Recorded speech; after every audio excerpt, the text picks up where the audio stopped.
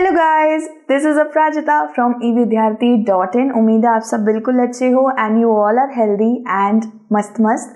So guys, हमने chapter पहले ही शुरू कर दिया था which was chapter number 2 federalism, आपकी सिविक्स की बुक से। सो गाइस, फेडरलिज्म का एक छोटा सा इंट्रोडक्शन मैंने पहले ही दे दिया है, अगर आपने नहीं देखा आप जाके देख लीजिएगा, ठीक है। सो गाइस, आज का जो हमारा टॉपिक होने वाला है वो है व्हाट इज फेडरलिज्म। मैंने फेडरलिज्म का मतलब पहले ही समझा दिया था गाइस, बट एक बार फिर से समझा देते हैं यार अपने बच्चों के लिए कुछ भी। सो गाइस, फेडरलिज्म का मतलब बेसिकली होता है कि जब जो पावर होती है ना कंट्री को गवर्न करने के लिए, जो पावर होती है उसको अलग अलग गवर्नमेंटल टायर्स में या लेवल्स में पावर को बांट देना।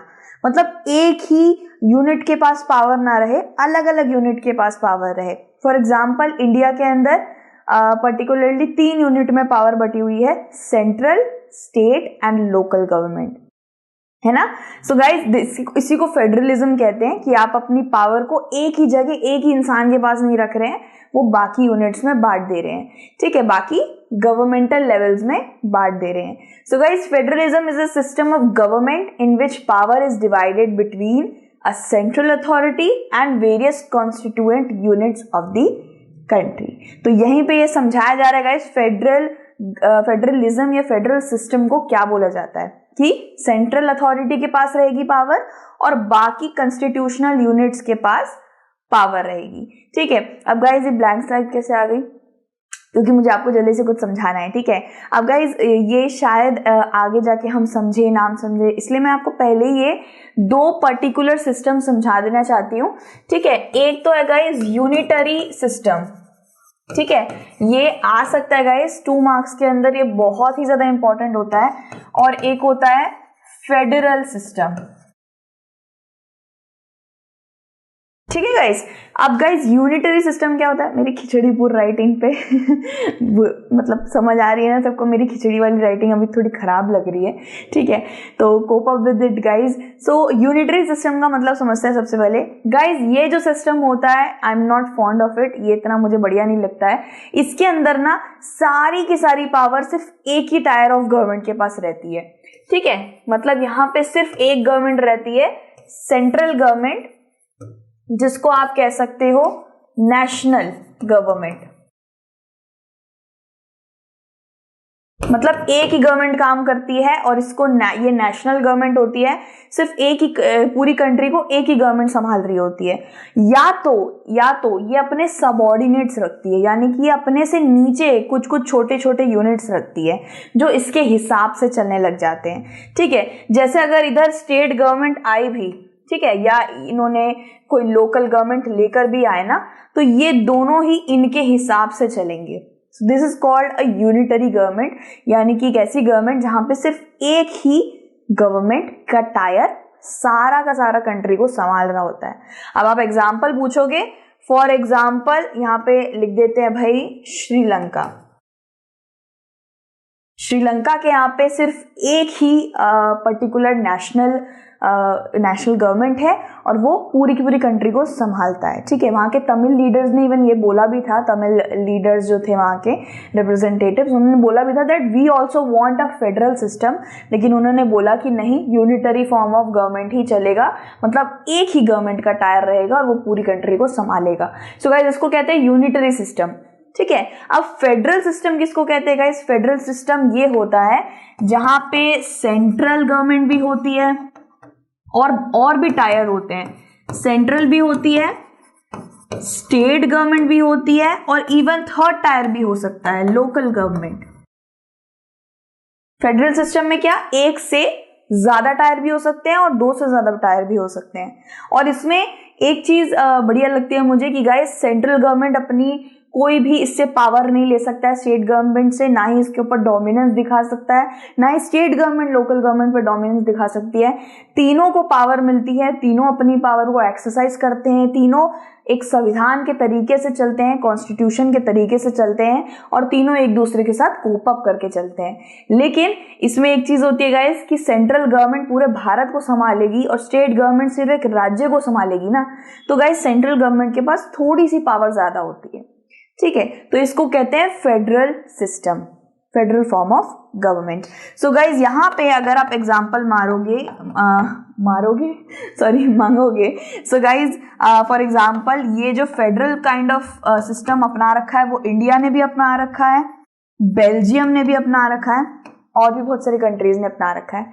ठीक है, सो गाइज यूनिटरी में क्या होता है, एक ही पर्टिकुलर गवर्नमेंट होती है, इसी के पास सारी पावर होती है, और फिर ये नीचे अपने कुछ जैसा होता है ना, एक राजा के पास सारी पावर है, और उसके बाद मंत्री, फिर सिपाही, फिर ये मंत्री, राजा के हिसाब से चलेगा, ये वो वाली गवर्नमेंट है। लेकिन यहाँ पे राजा भी सेम है, मंत्री भी सेम है, और उसके सिपाही भी सेम है। ठीक है, मतलब इक्वालिटी की थोड़ी बहुत झलक यहाँ पे दिखती है। ठीक है, लेकिन सेंट्रल गवर्नमेंट को थोड़ी सी पावर्स में ज्यादा दी जाती है। क्यों? क्योंकि वो पूरे के पूरे कंट्री को संभाल रहे होता है ना, इंटायर कंट्री। और स्टेट गवर्नमेंट के पास भी पावर होती है, वो अपने हिसाब से पावर उसके पास होती है, लेकिन वो तो सिर्फ एक राज्य को संभालता है ना अपने। ठीक है, so guys a federation has two level of government. Both of these levels of government enjoy their power independent of the other. So federal system में यही बेनिफिट है गाइस कि दोनों इंडिपेंडेंट रहेंगे, सेंट्रल भी स्टेट भी दोनों इंडिपेंडेंटली काम करेंगे, दोनों एक दूसरे के काम में कुछ खराबी नहीं करेंगे, और दोनों एक दूसरे पे डोमिनेंस नहीं कर सकते। अगर एक भी दूसरे पे हावी होगा तो उसके लिए भाई अलग से लॉज बने हुए हैं। अगर एक दूसरे के बीच में डिस्प्यूट होंगे, झगड़े होंगे, तो अलग से भाई लॉज बने हुए हैं उससे निपटने के लिए। ठीक है गाइज, सो फर्स्ट पॉइंट क्या है guys, one is the government for the entire country that is usually responsible for a few subject of common national interest. One government is for the entire country. किसकी बात हो रही है guys? Central government की बात हो रही है। ठीक है, पीएम मोदी जी के सिर्फ एक दिल्ली के लिए हैं या सिर्फ एक गुजरात के लिए काम करते हैं? नहीं, he works for the entire Bharat, है ना। एंड अगर हम बात करेंगे अरविंद केजरीवाल जी की, क्या वो पूरे भारत के लिए काम करते हैं? नहीं, वो सिर्फ दिल्ली को संभालते हैं। ठीक है, ये छोटा सा डिफरेंस बता दिया गाइज मैंने आपको। आप सोच रहे हो यार सेंट्रल गवर्नमेंट को क्यों पावर एक्स्ट्रा दे रहे हो, स्टेट के हिसाब से ही दो ना, उसको एक चॉकलेट मिल रही है तो उसको क्यों दो मिल रही है। तो गाइज बात यही है कि वो पूरे के पूरे भारत को संभाल रहे हैं, भारत एक छोटा देश नहीं है, तो उनको थोड़ी पावर एक्स्ट्रा दे देनी चाहिए। ठीक है, लेकिन ऐसा कभी भी नहीं हुआ है इंडिया के हमारे आज तक के उसमें कभी भी इतना कभी नहीं, रेयरली हुआ होगा, बट अभी तक हमें कभी नहीं दिखा कि सेंट्रल गवर्नमेंट सारी स्टेट गवर्नमेंट्स पे हावी होती है या उन पे डोमिनेंस दिखाती है। ऐसा आप कर ही नहीं सकते, कॉन्स्टिट्यूशन में ये बिल्कुल लाजिम नहीं है। अगर आप डोमिनेंस करने जाओगे ना स्टेट गवर्नमेंट्स पे, किसी भी स्टेट के गवर्नमेंट पे, तो उसके लिए अलग से कॉन्सिक्वेंसेस झेलने पड़ जाएंगे भाई उनको। ठीक है, अंजाम झेलना पड़ जाएगा। तो गाइज ये क्या करती है, सेंट्रल गवर्नमेंट की भी बात हो रही है, ये नेशनल इंटरेस्ट पे काम करती है, जैसे कि वॉर। ठीक है, जैसे वॉर हो गया, इमरजेंसी हो गई, जो बड़े बड़े खतरे होते हैं ना, मतलब देश पे आ गई बात भाई, ऐसे वाली चीजें, उसके लिए सेंट्रल गवर्नमेंट सबसे आगे रहती है। ठीक है, स्टेट इज लाइक स्टेट तो अपना एक स्टेट संभाल रहा है, लेकिन नरेंद्र मोदी जी पूरा भारत संभाल रहे हैं, उसके स्टेट को भी संभाल रहे हैं, सारे स्टेट्स को संभाल रहे हैं, 29 स्टेट्स। ठीक है, so guys governments at the level of provincial और स्टेट। अब गाइज मैंने पिछले वाले टॉपिक में भी बताया था कि जहां पे भी ये वर्ड आए प्रोविंशियल, जहां पे भी ये वर्ड आए प्रोविंशियल और रीजनल, समझ जाना यहां इन दोनों को ही स्टेट गवर्नमेंट कहते हैं। ठीक है गाइस, प्रोविंशियल और रीजनल गवर्नमेंट दोनों को ही स्टेट गवर्नमेंट कहते हैं, हमारे भारत में स्टेट गवर्नमेंट कहते हैं। ठीक है, प्रोविंशियल और रीजनल वर्ड शायद दूसरे कंट्री में यूज करते होंगे, लेकिन हमारे यहाँ पे इसको आसान भाषा में स्टेट गवर्नमेंट कह देते हैं। ठीक है, और जहां पे आपको नेशनल गवर्नमेंट या यूनियन गवर्नमेंट जैसे शब्द आए, मतलब समझ जाना वहां पर सेंट्रल गवर्नमेंट की बात हो रही है। ठीक है, सो गाइज अब यहाँ पे बात कर रहे हैं हम लोग स्टेट गवर्नमेंट की। प्रोविंशियल और states that look after much of the day to day administration of their state. ठीक है, जैसे मैंने आपको बताया कि सेंट्रल गवर्नमेंट जो होती है ना, central government high national interest पे काम करती है, डिफेंस पे काम करती है, या वॉर की बात आ गई, या भारत को कोई कुछ कह रहा है, फॉरेन अफेयर्स, आपने देखा होगा नरेंद्र मोदी जी कितना ज़्यादा बाहर जाते हैं, वो कितना मंत्रियों से मिल रहे होते हैं, फॉरेन बॉन्ड्स को अच्छा कर रहे हैं, ये सब चीज़ें हमने देखी होगी बहुत ज़्यादा। सो सेंट्रल गवर्नमेंट के काफ़ी भारी भारी काम होते हैं, लेकिन डे टू डे काम नहीं होते हैं। जैसे पूरे साल में वॉर की बात थोड़ी ना होती रहती है कि युद्ध हो रहा है युद्ध हो रहा है, वो कभी कभार ऐसी घंटी बजती है भाई, अलर्ट की घंटी, वो सेंट्रल गवर्नमेंट देखती है, ठीक है, क्योंकि डिफेंस मिनिस्ट्री सेंट्रल गवर्नमेंट के अंडर आती है। राजनाथ सिंह जी डिफेंस मिनिस्टर हैं, वो सेंट्रल गवर्नमेंट के अंडर आते हैं, ठीक है। स्टेट गवर्नमेंट की बात करी जाए तो स्टेट, कितने स्टेट है भारत में? 29 स्टेट्स है। अब हर 29 स्टेट में एक एक स्टेट गवर्नमेंट रहती है, लेकिन सेंट्रल गवर्नमेंट सिर्फ एक है, ठीक है। सो गाइस, दिल्ली की बात कर लेते हैं। मेरे को दिल्ली से कोई दुश्मनी नहीं, मैं खुद दिल्ली की हूँ यार लेकिन मुझे मजा आता है, मैं ना दिल्ली को एग्जाम्पल लेना ज्यादा प्रेफर करती हूँ, ठीक है। गुजरात है, उत्तराखंड है, हिमाचल है, बहुत सारे स्टेट्स है, बट मैं दिल्ली को थोड़ा पास मानती हूँ, इसलिए दिल्ली ले लेते हैं, ठीक है। सो गाइज, दिल्ली की बात करते हैं। दिल्ली में भी एक स्टेट गवर्नमेंट है, आप जानते हो अरविंद केजरीवाल जी की गवर्नमेंट है, ठीक है। सो गाइज, 29 स्टेट्स हैं, 29 स्टेट गवर्नमेंट है, सेंट्रल गवर्नमेंट सिर्फ एक होती है, ठीक है। लेकिन आजकल आप देख रहे हो भारत के अंदर एक लोकल गवर्नमेंट थर्ड टायर भी आ गया है, विच इज लोकल गवर्नमेंट। ये बहुत अच्छी बात है कि पावर शेयर हो रही है। ये लोकल गवर्नमेंट को कहाँ से पावर मिली भाई? ये स्टेट गवर्नमेंट की थोड़ी सी पावर लोकल गवर्नमेंट को दे दी है। समझ लो स्टेट गवर्नमेंट का 3 करोड़ का बजट है, तो 3 करोड़ में से 50 लाख रुपए लोकल गवर्नमेंट को दे दिए, थोड़ी बहुत पावर लोकल गवर्नमेंट को भी दे दी गई है, ठीक है। बेसिकली हर जगह ये 2 मेजर टायर्स ही रहते हैं, लेकिन भारत में लोकल गवर्नमेंट का टायर भी आ गया है, ठीक है गाइस। सो यहाँ पे पढ़ते हैं फीचर्स ऑफ फेडरलिज्म। अब ये बहुत ही ज्यादा इंपॉर्टेंट है भाई, ठीक है भाई। चाय वाय के मग्गे ले लो और बढ़िया से चिप्स विप्स खाते खाते देखते रहो, ठीक है। लेकिन इंपॉर्टेंट बहुत है गाइस, इससे प्रोबेबिलिटी है क्वेश्चन आ जाते हैं। फीचर्स ऑफ फेडरलिज्म, ठीक है। फर्स्ट वाला पॉइंट करते हैं गाइस, देयर आर 2 और मोर लेवल और टायर्स ऑफ गवर्नमेंट। ये तो हम बार बार पढ़े ही जा रहे हैं गाइस, 2 और मोर लेवल्स होते हैं, स्टेट, सेंट्रल, लोकल, ठीक है। ये हमने पढ़ लिया है, सबसे पहला फीचर ये हो गया, ठीक है। दूसरा क्या है guys, different tyres of government govern the same citizen but each tyre has its own jurisdiction in specific matter of legislation. Guys इसमें क्या बताया गया है कि ये ईच टायर जो है ना, सेंट्रल, स्टेट, लोकल, कितने भी टायर हैं, इनके पास पावर सेम नहीं होती है, ठीक है। पावर इनके पास सेम नहीं होती है, सेंट्रल को थोड़ी ज्यादा पावर होती है, मैंने पहले ही बता दिया था। लेकिन जो सर्व करते हैं ना ये जिसको, वो इंसान सेम होता है, हम जनता, ठीक है, आम जनता। तो सेंट्रल गवर्नमेंट हो, चाहे स्टेट गवर्नमेंट हो, चाहे लोकल गवर्नमेंट हो, कितनी भी टायर बना दीजिए गवर्नमेंट के, वो चलती तो सिर्फ आम जनता के लिए है, वो काम भी आम जनता के लिए करती है, ठीक है। सेम सिटीजन को ही ये सर्व करते हैं, okay. So the common people जो हैं ये हम लोगों के लिए काम करते हैं, ठीक है। एक चीज तो ये हो गई, but each tyre has its own jurisdiction, ठीक है। सब टायर्स के पास अपनी ओन लिमिट है, अपनी ओन पावर है, अपना ओन अलग तरीका है काम करने का। अब दोस्तों ये अपने हिसाब से काम नहीं करते हैं, ये लोग कॉन्स्टिट्यूशन के हिसाब से काम करते हैं। कॉन्स्टिट्यूशन यानी कि हमारे संविधान में जिस तरीके से स्टेट गवर्नमेंट को चलने बोला है वो उसी तरीके से चलेगा, सेंट्रल गवर्नमेंट को जिस तरीके से चलने बोला है वो उसी तरीके से चलेगा, ठीक है। सो जो भी जैसे दिल्ली में टैक्स की प्रॉब्लम है, या दिल्ली में टैक्स बढ़ाया जा रहा है, दिल्ली में पेट्रोल पर टैक्स बढ़ाया जा रहा है, वो जो भी चीजें हैं वो अपना अपना रखते हैं, ठीक है। एडमिनिस्ट्रेशन, जैसे भी प्रशासन चलाना है, जैसे भी कोई चीज चलानी है, खाने वाने, अच्छा दूध के पैकेट में 3 रुपए ज्यादा करिए, ये सारी चीजें ये अपने हिसाब से करते हैं। लेकिन सलाह मशवरा, पहले बता देना, परमिशन लेना, जज से परमिशन लेना, बहुत सारी चीजें होती हैं भाई, वो भी इनको करनी पड़ती है। अपने हिसाब से लोग कुछ नहीं कर सकते हैं गाइज, ये संविधान के हिसाब से चलते हैं, ठीक है। लेकिन इनकी सब अपना अपना लिखा हुआ होता है, ठीक है। बिल्कुल ऐसी बात है कि अपना पेपर करो मैम आगे कहती है ना अपना पेपर करो, उसके पेपर में मत झाको, तो बिल्कुल ऐसी बात है कि अपना अपना करो, तुम्हारा जो जो लिख रखा है संविधान में वो चीजें तुम करो और वो तुम करो, एक दूसरे में दखल अंदाजी मत दो भाई, ठीक है। तो the jurisdictions of the respective levels और टायर्स ऑफ गवर्नमेंट, ज्यूरिसडिक्शन मतलब एक तरीके से हदें हो गई, ठीक है। रिस्पेक्टिव लेवल्स और tiers of government are specified in the constitution. वही मैंने आपको बता दिया गाइस कि अपने हिसाब से कुछ भी नहीं करते हैं, कॉन्स्टिट्यूशन में जो लिखा हुआ है उसी के हिसाब से चलते हैं। ठीक है, अब क्या गाइस, ये सारे फीचर्स हैं, ये आप लिख सकते हो आराम से कम 2 से 3 मार्क में आ सकता है, तो ये सब लिख सकते हो।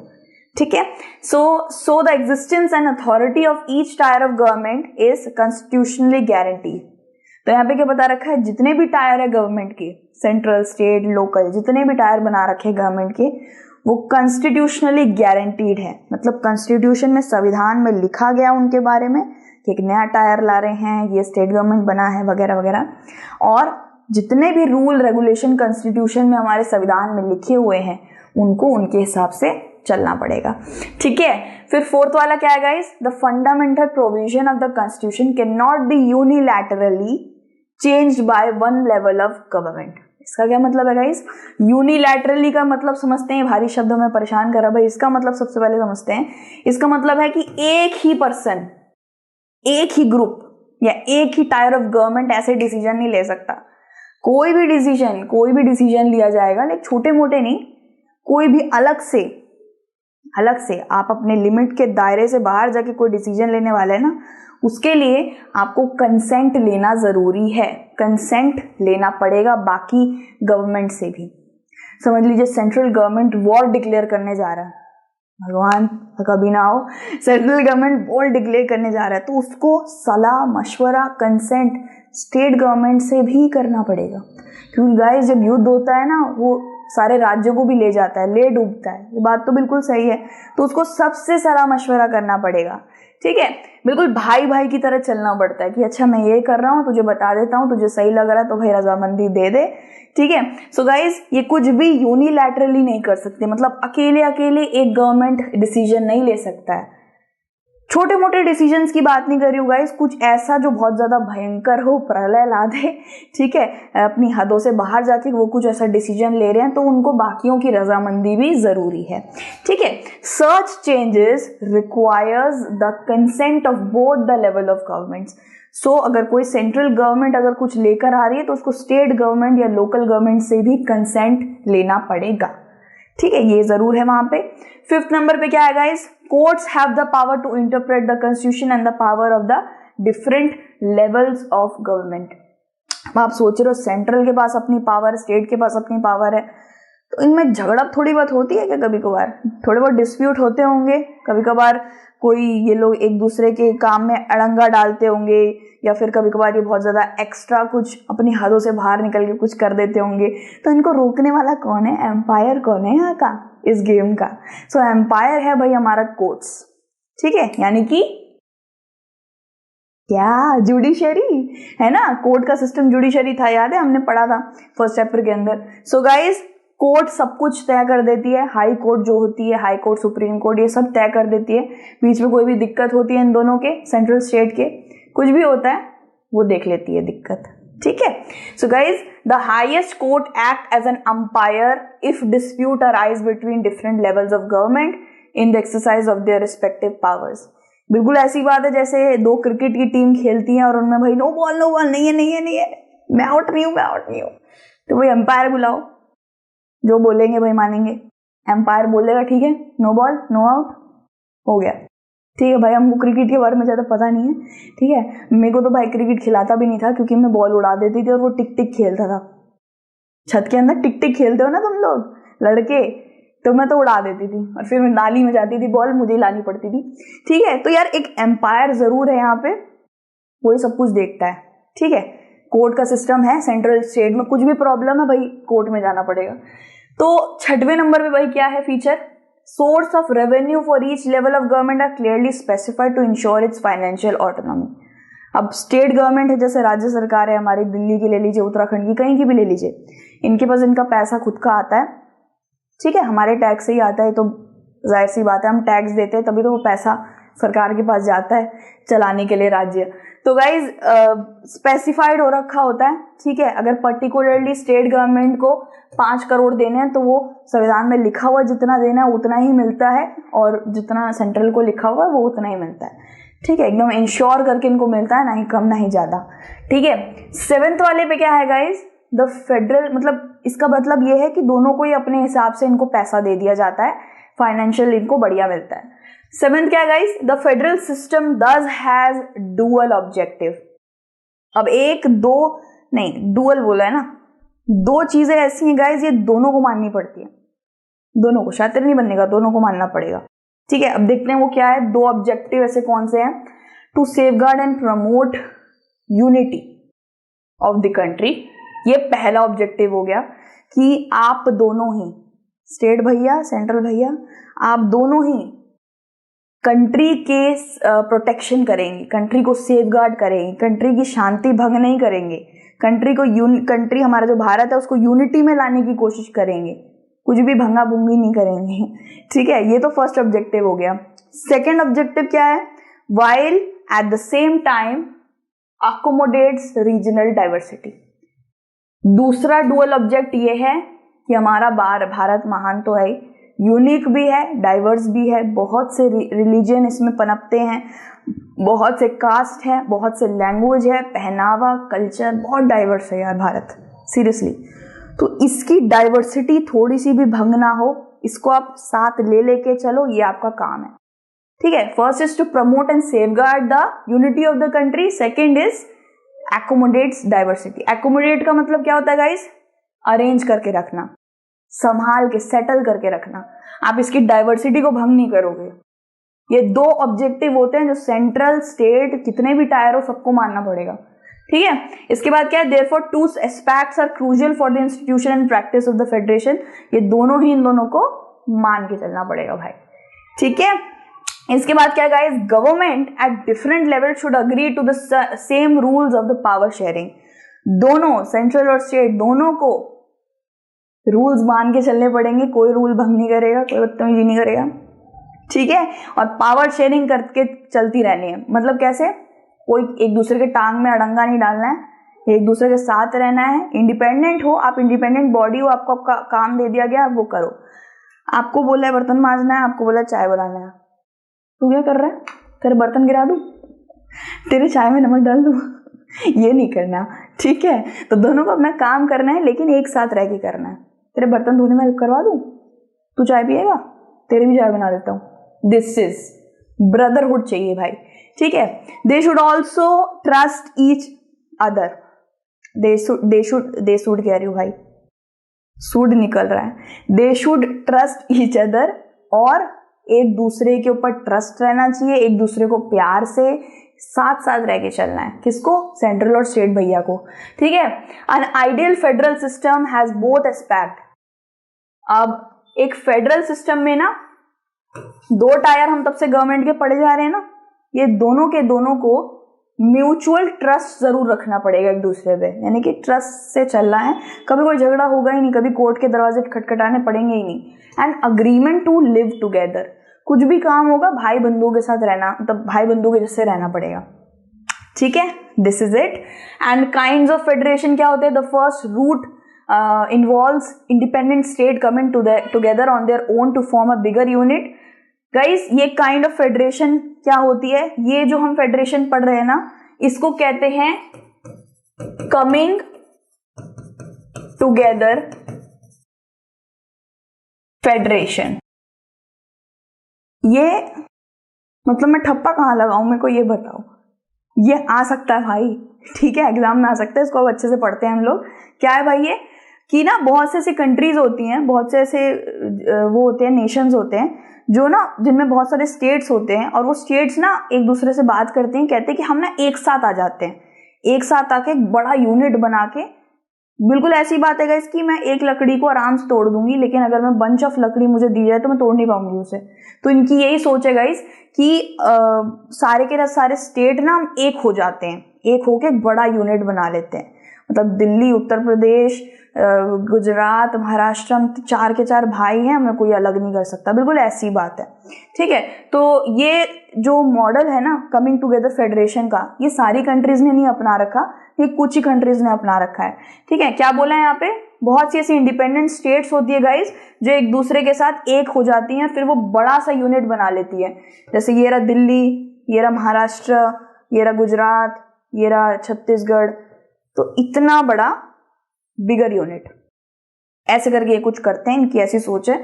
So that bye pooling sovereignty and retaining identity they can increase their security. तो क्या होता है गाइस कि बिल्कुल ऐसी बात है कि मेरे साथ महाराष्ट्र भी है, मेरे साथ ये भी है, वो भी है, तो हमारी सिक्योरिटी बढ़ेगी। कोई भी दिक्कत होगी तो हम ढाल की तरह खड़े रहेंगे। बहुत सारे स्टेट हमारे साथ है तो हम एक बिगर यूनिट बना रहे हैं, ठीक है। सो गाइज इसको कहते हैं कमिंग टुगेदर फेडरेशन। और ये कहाँ कहाँ पे है भाई, ये आपका यूएसए में दिख जाएगा आपको। यूएसए के बहुत से स्टेट्स हैं गाइज जो एक साथ मिलके एक बहुत बड़ा यूनिट बना के बैठे हैं, ठीक है। यूएसए हो गया, स्विट्जरलैंड हो गया और ऑस्ट्रेलिया हो गया, मतलब हाथ मिला के बैठे हैं।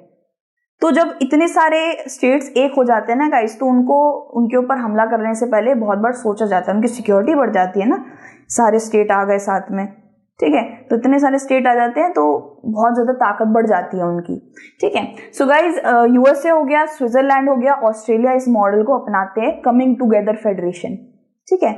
Many independent states come together to form a bigger unit is called coming together federation. For example USA, Switzerland and Australia, ठीक है। डन है भाई। अब ये जो सेकेंड कैटेगरी जो आती है, फर्स्ट कैटेगरी हमने पढ़ ली है, first category is coming together federation. In the first category of federation all the constituent state usually have यहाँ पे भाई अच्छा स्टेट भी दिखा रही थी मैं, यूएसए, स्विट्जरलैंड एंड ऑस्ट्रेलिया। भाई एग्जाम्पल को आपको याद रखना है कि ये कहाँ पे चलता है, ठीक है।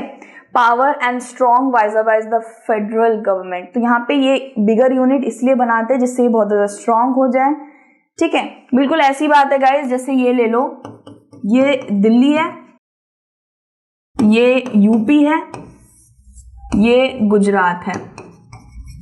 अब दिल्ली को अकेला निशाना साधेंगे तो उसकी वो मतलब ऐसा सा लगेगा, दो बंदूकें हैं दिल्ली के पास, इसके पास 4 है, इसके पास 6 है।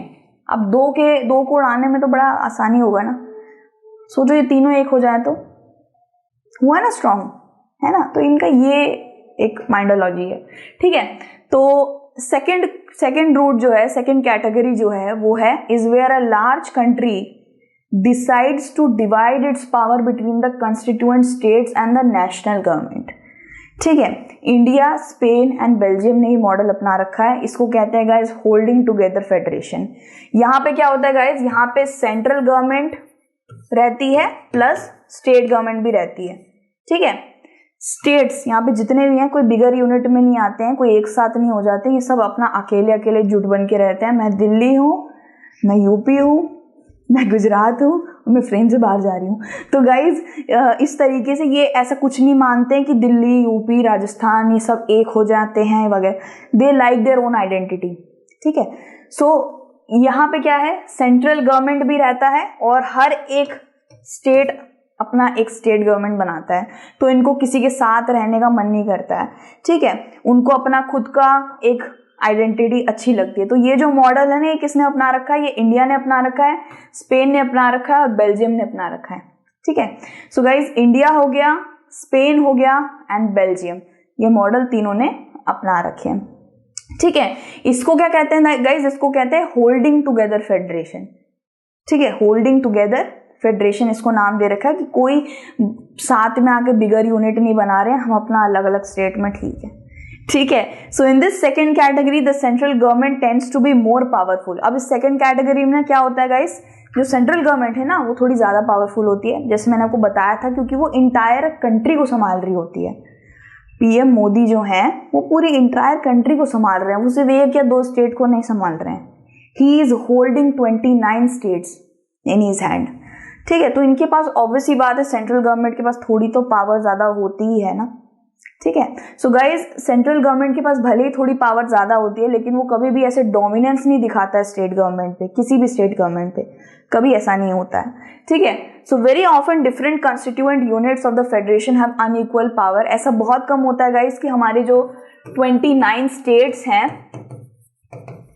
उनको कोई दिक्कत होती है, उनकी गवर्नमेंट को कोई दिक्कत होती है, ऐसा कभी नहीं हुआ है, हाँ, ठीक है। शायद कभी कभार ऐसा हो जाता है गाइस कि वो स्टेट गवर्नमेंट सेंट्रल गवर्नमेंट से कभी कभार परमिशन मांगती है, वो डिनाई कर देता है, क्योंकि वो देखो उसके पास इतनी पावर है, वो डिनाई करता है तो कर देता है। लेकिन जहाँ डिनाई नहीं करना वहाँ वो स्टेट गवर्नमेंट अपना बढ़िया झूम रही होती है, लेकिन सेंट्रल गवर्नमेंट जहां उसे सही लगता है वो कर देता है डिनाई, ठीक है।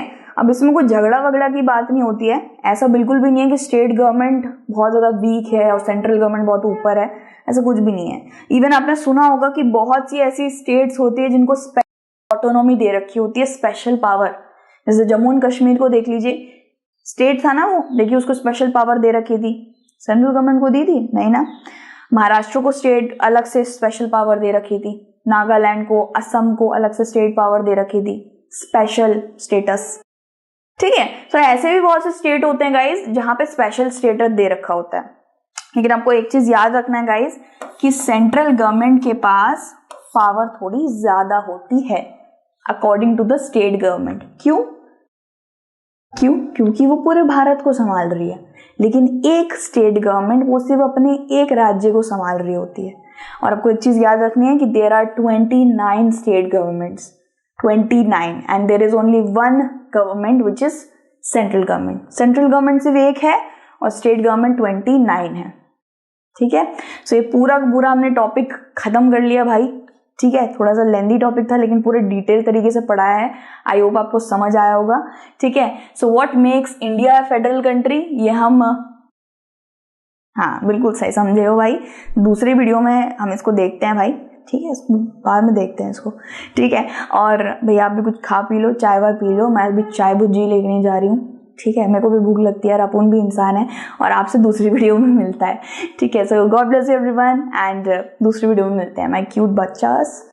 Take care and Jai Hind, bye bye.